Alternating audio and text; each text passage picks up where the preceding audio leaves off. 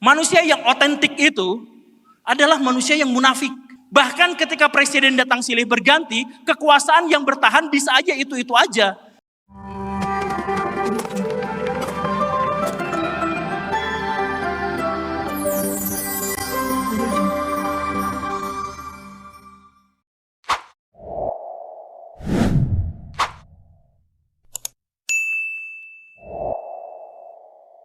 Baik, yang mau bertanya? Oh, kamu yang belakang, ya, yang tangannya dua tadi. Oke, satu, yang kedua, ya, nomor dua kamu ya. Tiga perempuan lagi, saya mau perempuan saja. Yang ketiga, wanita ada yang mau nanya? Ah ya kamu, oke ketiga. Silakan Kang, duluan Kang. Oke, Assalamualaikum warahmatullahi wabarakatuh. Terima kasih atas kesempatannya. Akhirnya kami yang terbelakang, kami yang di belakang mendapatkan kesempatan untuk bertanya. Karena apa? Tidak akan ada yang di depan dan yang di depan kan kalau tidak ada kami yang terbelakang dan di belakang. Tepuk tangan buat faksi balkon. Dan buat kalian yang di tengah, biasanya yang bermain aman dan biasanya itu adalah yang mayoritas. Perkenalkan, saya Babasang Legenda. Saya mewakili anak jalanan. Saya besar di aspal.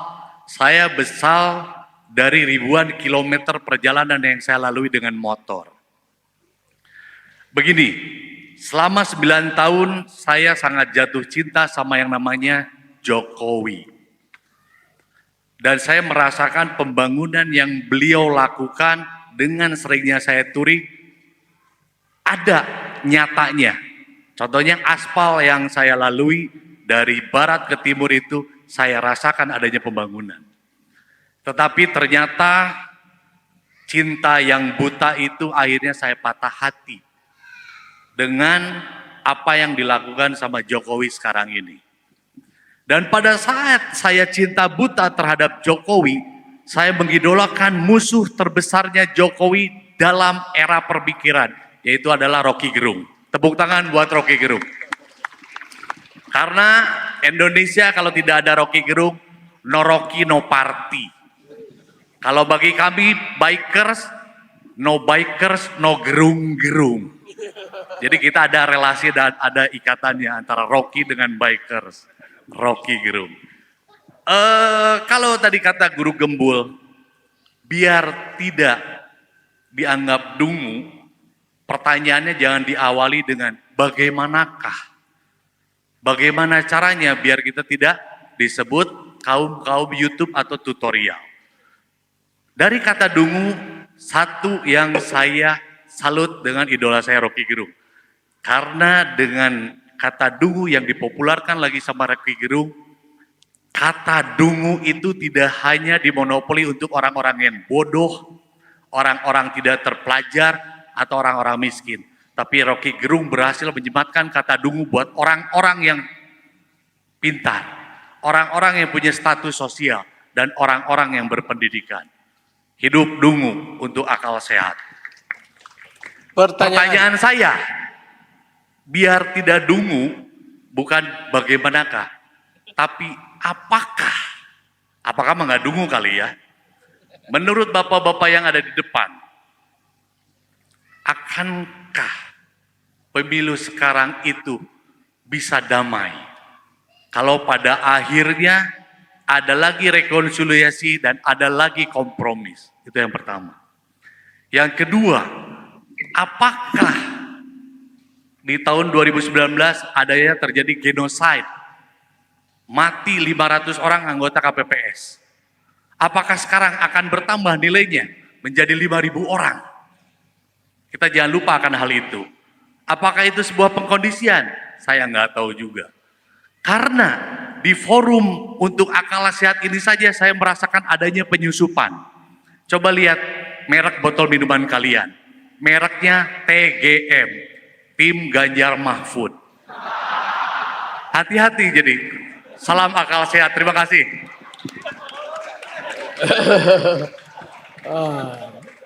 Eta mah kamu aja mungkin tim sesnya caleg Ganjar Mahfud ya.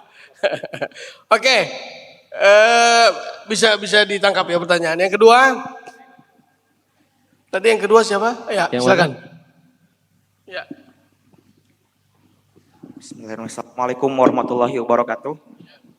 Nama saya, kalau tadi Akang dan Tete dalam keadaan akal sehat, akal sakit, ada yang menganggap akal sehat. Tapi saya ke sini datang dengan akal saya tidak tahu apakah akal saya sehat atau tidak. Dan saya berharap saya keluar di sini, saya tahu apakah akal saya sehat atau tidak. Atau saya bisa memperbaiki akal saya. Yang pertama adalah saya ingin menceritakan terlebih dahulu ketika saya kuliah. Dosen saya kita bahwa dulunya dia adalah pekerja di partai. Dia adalah salah satu humas di partai. Dan dia menjelaskan kebaikan-kebaikan dari partai tersebut. Lalu beberapa lama kemudian dosen saya keluar dari partai tersebut karena merasa tidak seret dengan hatinya gitu. Karena dia terpaksa berbohong kepada masyarakat. Yang saya ingin tanyakan, untuk hari ini, semua jika kita lihat dari cerita dosen saya, partai itu menjelaskan kebaikan-kebaikannya kepada masyarakat tanpa menjelaskan keburukannya atau tanpa menjelaskan kekurangannya. Yang harusnya masyarakat bisa menimbang partai mana yang lebih baik untuk saya pilih. Namun yang kita tahu ternyata masyarakat di Indonesia yang tadi disebutkan itu mudah terpengaruhi oleh partai-partai yang dia di kamera hanya berbicara janji manisnya. Yang saya ingin tanyakan untuk saat ini, apakah pemilu dari dulu sampai sekarang gagal dan tidak akan pernah menemukan titik solusi untuk perubahan Indonesia yang lebih baik? Kenapa? Karena ternyata pemilu yang diadakan di Indonesia tidak bermutu. Yang kedua, ketika kita tahu bahwasannya pemilu diadakan di negara demokrasi, yang mana kita tahu bahwa demokrasi itu masyarakat juga punya hak kuasa gitu untuk menentukan kebijakan. Apakah negara Indonesia mendirikan negara demokrasi karena masyarakat yang saat ini mudah terpengaruhi dan masyarakat yang tidak berkualitas? Nah, yang ketiga yang saya lihat untuk saat ini bahwa para orang-orang yang mencalonkan diri untuk menjadi pemimpin di negara Indonesia, mereka semua meminta suara-suara kepada masyarakat. Yang dimana saya menganggap bahwa meminta itu adalah perbuatan pengemis. Lalu tadi Pak Guru mengatakan bahwa pengemis itu adalah bermental miskin. Lalu ketika pemimpin terpilih karena suaranya paling banyak berhasil, apakah pemimpin yang akan terpilih nanti mempunyai mental pengemis? Dan yang dimana kita tahu bahwa orang-orang miskin itu selalu menghormati orang-orang kaya, dan ternyata apakah pemimpin nanti di Indonesia untuk yang terpilih atau siapapun yang terpilih hasil dari pemilu, hasil dari meminta suara, apakah sebenarnya benar-benar nyata bahwa pemimpin itu dikendalikan oleh orang-orang di atas sana? Terima kasih. Oke. Ya, yang ketiga. Siapa cewek tadi ya? Silakan.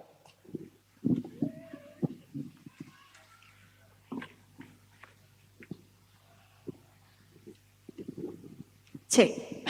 Oke, bismillahirrahmanirrahim. Rabbi syrah li sadri wa yassir li amri wahlul 'uqdatam min lisani yafqahu qawli. Oke. Sebelumnya perkenalkan, nama saya Resti Nurwahyuni. Di sini saya mau sedikit bertanya perihal politisasi kampus. Saya harap pertanyaan saya ini bisa dijawab oleh ketiga pembicara di depan. Sebelumnya beberapa waktu lalu sempat terjadi politisasi kampus di daerah Bandung, dan tentunya tujuannya tidak lain dan tidak bukan adalah untuk kampanye paslon. Nah, pertanyaan dari kasus ini lahir 4 pertanyaan yang diawali dari kata apa dari saya. Oke ya, apa yang pertama? Apa sebetulnya esensi mahasiswa terhadap politik dari dulu hingga sekarang? Sebetulnya itu apa esensinya gitu? Yang kedua, apakah ini sebuah kemerosotan karena mahasiswa terlalu terlibat dalam dunia politik atau sebuah perkembangan karena mahasiswa sangat terlibat dalam dunia politik? Apa yang ketiga? Apakah kampanye harus semengerucut itu sampai harus terjadi politisasi kampus? Dan yang keempat, atau justru apakah sistem pemilu itu salah sampai terjadi politisasi kampus? Terima kasih.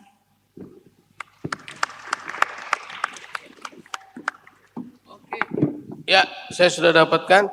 Baik, menjawab dari ketiga pertanyaan tadi. Soal ya ada partai yang kebanyakan menyampaikan kebaikannya, tidak ada keburukannya. Apakah pemilu tidak bisa menghasilkan perubahan?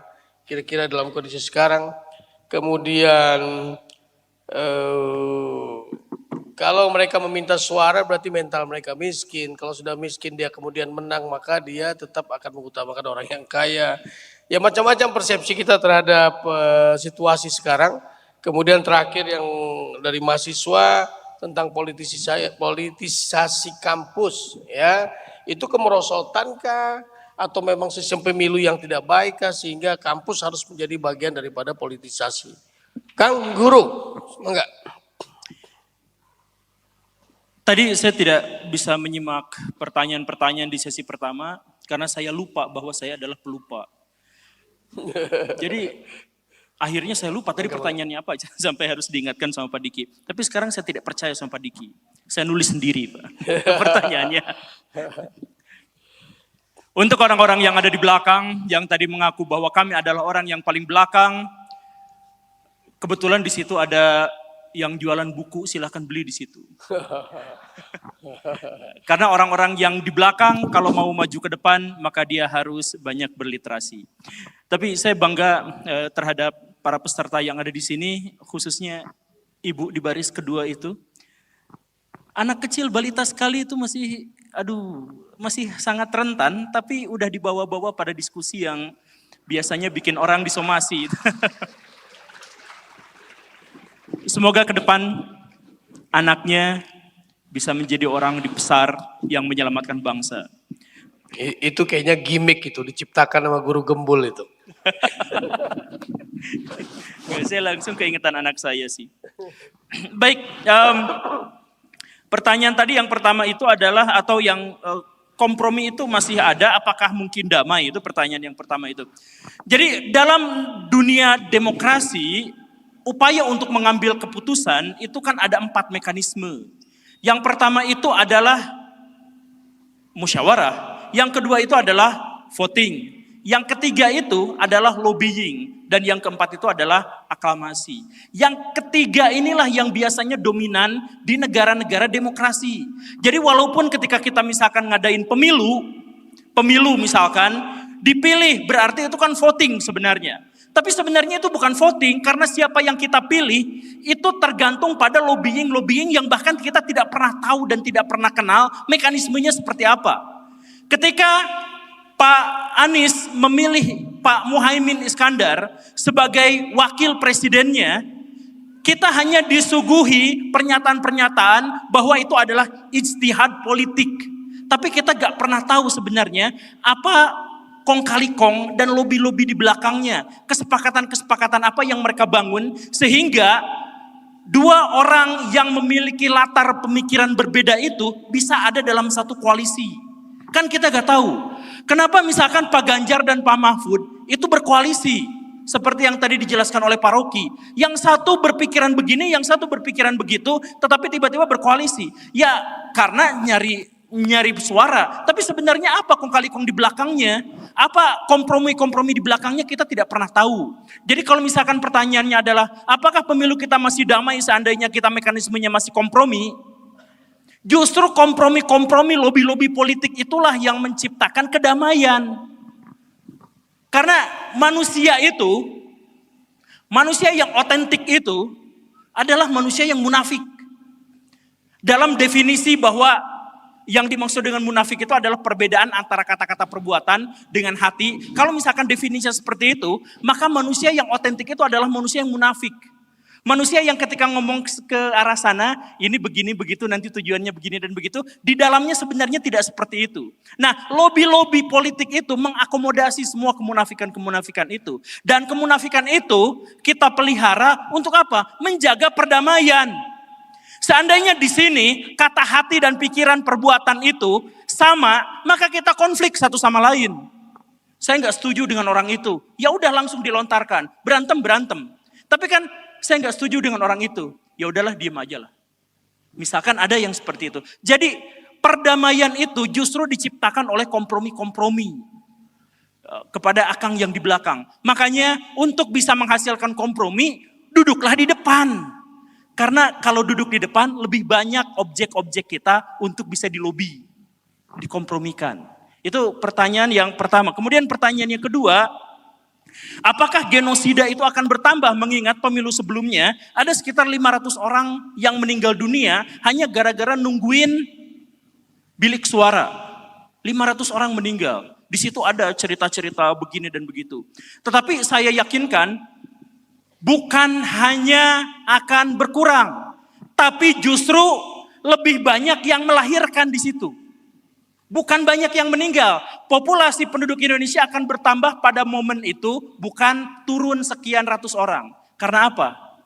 Karena secara statistik, seks dan reproduksi itu akan meningkat pesat di bulan Februari tanggal 14. Hotel-hotel penuh di tanggal itu. Jadi bukannya berkurang, kita malah bertambah populasi. Jadi ya apakah itu sesuatu yang baik? Ya kita tidak tahu. Tapi intinya kalau misalkan bertanya soal itu ya kita belum pasti. Tapi yang jelas secara statistik kita akan bertambah. Pertanyaan kedua dari orang kedua.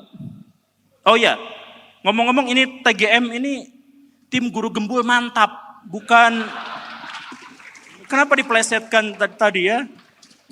Mereka tuh hijau, bukan hijau, mereka tuh merah, ini kan hijau. Jadi tolong itu nanti saya ajak ke kantor polisi. Nah, pertanyaan kedua, apakah pemilu sejak dulu itu bukan solusi karena demokrasi minta suara, dan apakah demokrasi itu minta suara itu bagus? Pemilu dari dulu bukan solusi itu, jadi ginilah ya, sederhananya beginilah. Jangan pernah percaya pada orang yang bisa menyampaikan solusi-solusi atas bangsa dalam 5 menit. Karena apa? Karena bangsa Indonesia adalah sebuah bangsa yang terdiri atas 280 juta manusia. Yang tersebar di 17.000 pulau yang membentang di 5.000 kilometer. Dan totalnya adalah sekitar 1,9 juta kilometer persegi. Dengan lautan dan daratannya. Dan dengan jumlah sebesar itu, semasif itu, tidak mungkin ada sebuah momen yang benar-benar bisa menggerakkan secara total. Semuanya akan berangsur-angsur. Bahkan revolusi sekalipun yang dicanangkan oleh Bung Karno, revolusi itu masih tetap digaungkan dan masih bisa tetap bertahan sejak Bung Karno menjabat sebagai presiden sampai Bung Karno dilengserkan oleh Pak Harto. Beliau masih berkata soal revolusi. Artinya apa? 20 tahun. Jadi bahkan revolusi untuk bangsa sebesar ini butuh waktu yang sangat lama. Jadi apakah pemilu bisa menjadi sebuah momentum untuk perubahan? Mungkin. Ini kita terlepas perubahan baik atau buruk, kita lepas itu ya. Mungkin baik, mungkin buruk, tetapi momentumnya tidak akan kita temukan pada waktu itu juga. Sering saya sampaikan, ganti presiden berkali-kali, tukang gorengan di depan rumah saya tetap jadi tukang gorengan. Tukang bakso di depan rumah saya tetap jadi tukang bakso. Walaupun sudah ada 4 kali pemilu. Jadi yang berubah itu apa sebenarnya? Yang berubah adalah tatanan yang lebih luas. Dan tatanan yang lebih luas itu tidak bisa kita ketahui. Itu bahasa yang lebih idealnya. Tapi bahasa yang tidak idealnya, yang ingin saya paparkan adalah pemilu itu kan seringkali untuk kebanyakan negara demokrasi itu bohong-bohongan. Karena pemilu itu bukan kita memilih pemimpin kita. Tetapi elit-elit politik merekayasa manusia untuk menaikkan calon-calon yang dia inginkan. Jadi bukan kita milih, kalau kita milih mah kita seenaknya milih siapa. Tapi kan nggak boleh, kita memilih ditentukan orangnya ini, partainya ini, ada batas ambang minimalnya sekian dan sebagainya. Kita direkayasa dan pengetahuan kita tentang calon-calon presiden, calon-calon wakil presiden terbatas pada apa yang disuguhkan kepada kita. Artinya apa? Siapa yang menyuguhkan itu? Ya kalangan elit itu. Jadi apakah di negara demokrasi atau kebanyakan negara demokrasi kita memilih presiden? Tidak. Elit-elit politik merekayasa masyarakat agar suaranya bisa dijadikan alat legitimasi untuk kekuasaan mereka. Bahkan ketika presiden datang silih berganti, kekuasaan yang bertahan bisa aja itu-itu aja. Karena dalam konteks ini kita bahkan tidak tahu siapa pemimpin sesungguhnya. Kita bisa tahu siapa presiden kita. Tapi apakah kita yakin presiden itu adalah pemimpin kita? Ketika misalkan kemarin-kemarin Pak Jokowi berkuasa misalkan, sering kali muncul wacana, jangan-jangan yang berkuasa bukan dia. Jangan-jangan Pak Luhut yang berkuasa. Kenapa bisa memunculkan seperti itu? Karena dalam iklim demokrasi yang ada di Indonesia, kita tahu siapa presidennya tapi kita tidak tahu siapa pemimpinnya. Kenapa seperti itu? Karena kita tidak pernah memilih pemimpin kita direkayasa oleh elit untuk memilih siapa yang akan kita beri legitimasi kekuasaan untuk berkuasa. Jadi kalau pertanyaannya begitu ya pemilunya begitu juga. Semoga tidak menjadi semakin pesimis. Tapi saya ngomongnya pesimis. Kemudian ya pertanyaan berikutnya dari ibu atau teteh perempuan yang ada di situ yang diawali oleh doa. Teteh itu berdoa Robi Srohi dan seterusnya ya. Doa itu Pak disampaikan oleh Musa ketika berhadapan dengan Fir'aun.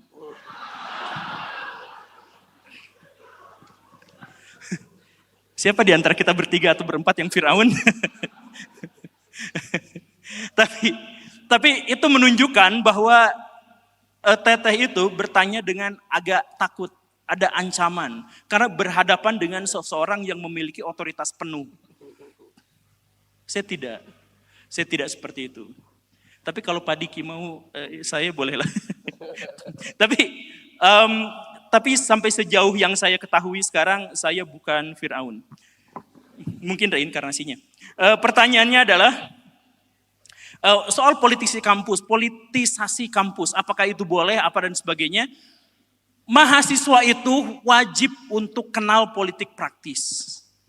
Ada sebuah data yang menyebutkan di Indonesia, ternyata mahasiswa-mahasiswa dan anak-anak SMA di Indonesia hanya 27% yang melek politik.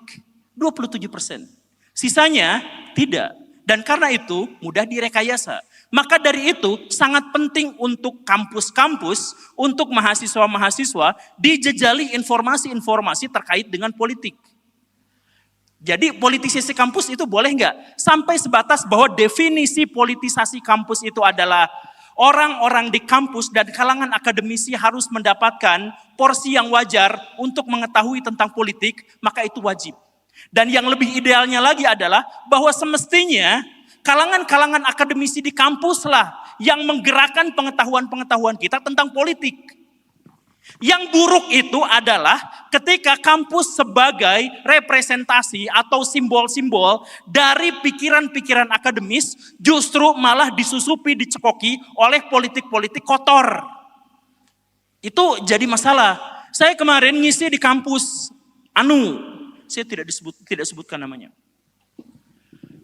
Saya ngobrol sama pengurusnya, dia bilang, kan ngobrolnya juga sama kayak gini, judulnya adalah menghadapi pemilu damai gitu. Saya tanya, di kampus ini berpihak nggak? Iya berpihak, yayasannya, dosen-dosennya, itu semuanya sudah berpihak pada salah satu. Karena apa? Karena yang nyumbang yayasannya dari paslon Oh, kemudian saya datang lagi ke kampus yang lain, saya nanya juga hal yang seperti itu. Dijawab juga, iya, di sini sudah berpihak ke situ. Kalau saya berpihaknya ke situ, tapi akhirnya jadi dikucilkan.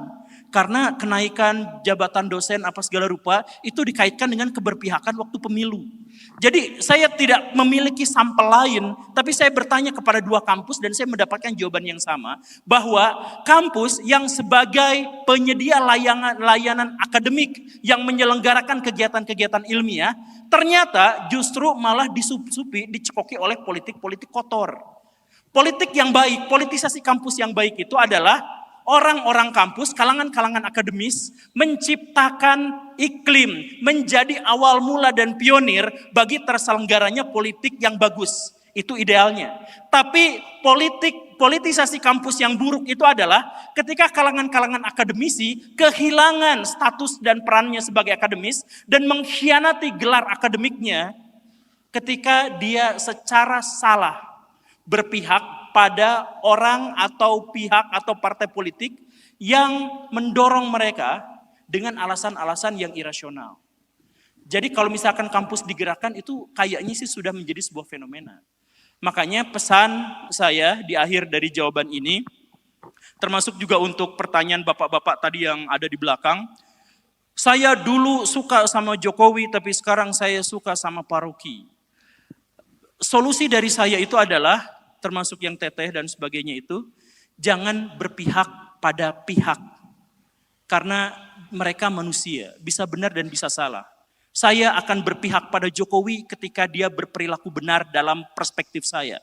Dan saya akan menolak Jokowi jika dia mengkhianati kebenaran subjektif sesuai dengan yang saya pahami. Jadi mulai berpikir seperti itu. Melihat bukan karena figur, bukan karena partai, bukan karena orang, bukan karena pendekatan-pendekatan yang semacam itu. Pendekatan identitas. Tapi pilih dia karena dia sesuai ada di jalan kebenaran seperti yang saya pahami. Terima kasih. Baik, terima kasih. Sementara kebenarannya sendiri sebetulnya membingungkan sekarang kan? Yang tidak benar pun menjadi benar karena diulang-ulang berkali-kali seperti kata Einstein, seperti kata Hitler. Kebohongan yang berulang-ulang akhirnya akan menjadi kebenaran. Ya. Oke.